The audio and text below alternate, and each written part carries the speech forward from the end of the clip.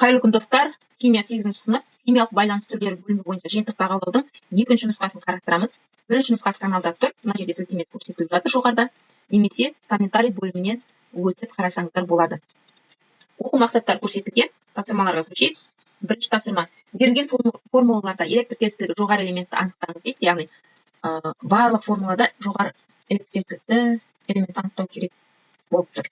Калий хлоридінде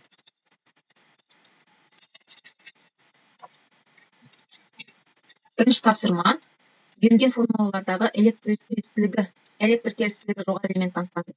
Формулалардағы электр терістілігі жоғары элемент анықтаңыз.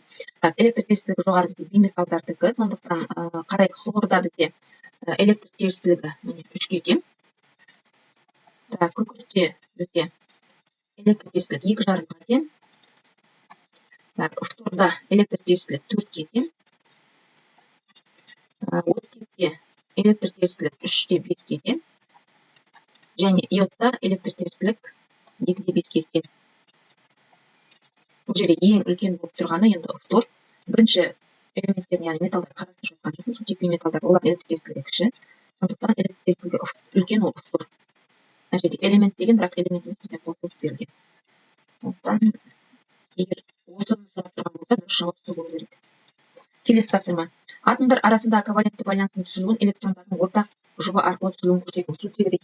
Сутегінің таңбасын ішіне саламыз, жазамыз екеуіне де, және сутегінің сыртқы қабатында жалпы сутегде 1 электрон бар екенін білеміз. Ол жұптаспаған. Және екінші сутекте атомда да жұптаспаған 1 электрон бар. Оны айқыш арқылы белгілейік, біріншісін нүкте арқылы белгілейік. Осы 2 электрон қосылып ортақ электрон жұбы түзеді. Яғни мына жерде нүкте мен айқыш арасында химиялық байланыс түзіледі. Сөйтіп бұл электрон жұбын 2 сутек атомы да ортақ пайдаланады. Келесі тапсырма: ковалентті байланыстың бұл түрі электр теңдігі қандай атомдар арасында түзілген дейді. Электр теңдікті қысқаша ЭТ деп өрнектеу қабылданған. Электр теңдігі, енді сутектің электр теңдігіне келетін болсақ, ол 2-де 1-ге тең мінекей электр теңдігі. Сондықтан бізде 2 атомда сутегі, яғни электр теңдіктері бірдей атомдар арасында түзілген. Электр теңдіктері бірдей атомдар. Ковалентті байланыстың бұл түрі қалай аталады? Электр теңдіктері бірдей атомдар арасында түзілген байланысты ковалентті полюссіз дейміз.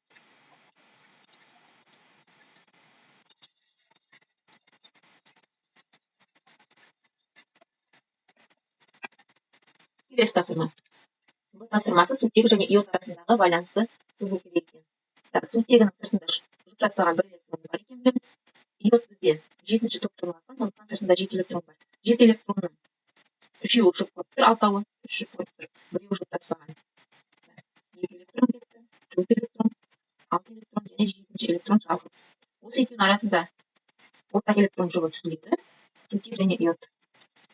Сутектің электроны иодтың жұптаспаған электронымен байланыс құрады. Қалған электрондары өзгеріссіз қалады. Енді бұл электр теңдіктерге келетін болсақ, сутектің электр теңдігі 2-де 1-ге тең. Иодтың электр теңдігін қарайық. Иодтың электр теңдігі 2-де 5-ге тең екен. Яғни электр теңдігі үлкен иодқа қарай мына ортақ электрон ығысады. Ортақ электрон жұбы. Сондықтан бұл электр теңдік мәндерінде аз айырмашылық бар атомдар арасында түзілген. Аз айырмашылық бар.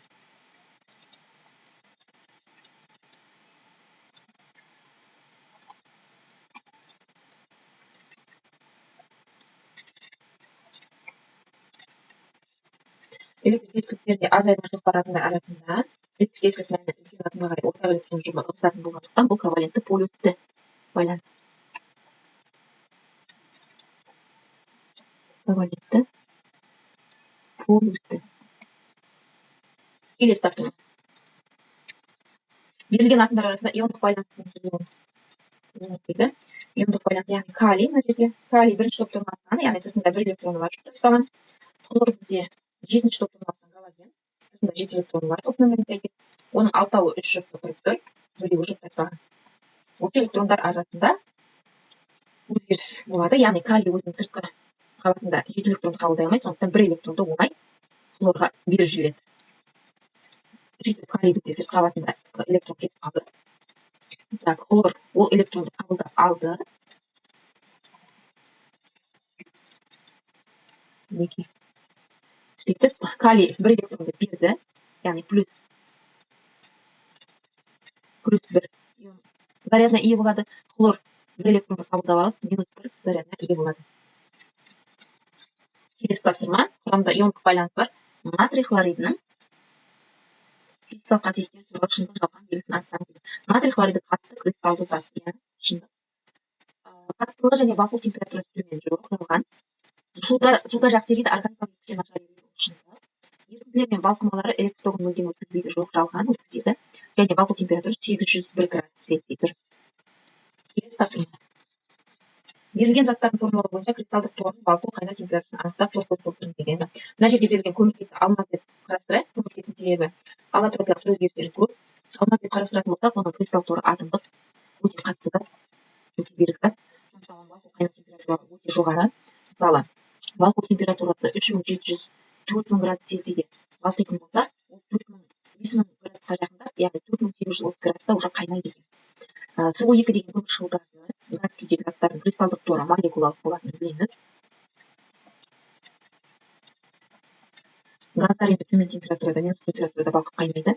Минус 57 градус Цельсийде ол балқитын болса, минус 78 градус Цельсийде қайнайды екен. Бұларды енді интернет көзінен немесе кітапта бар мәлімет болса, кітаптан қарап аламыз. Жаттау мүмкін емес.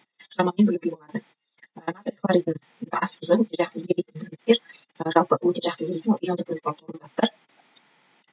Иондық, және оның балқу температурасы 801 градус Цельсийде балқып, 1465 градус Цельсийде қайнайды екен. Неге осы тапсырмалардың барлығына дескриптор бойынша 8 балл берілген екен? Назарларыңызға рахмет. Сізге БЖБ-да сәттілік тілеймін.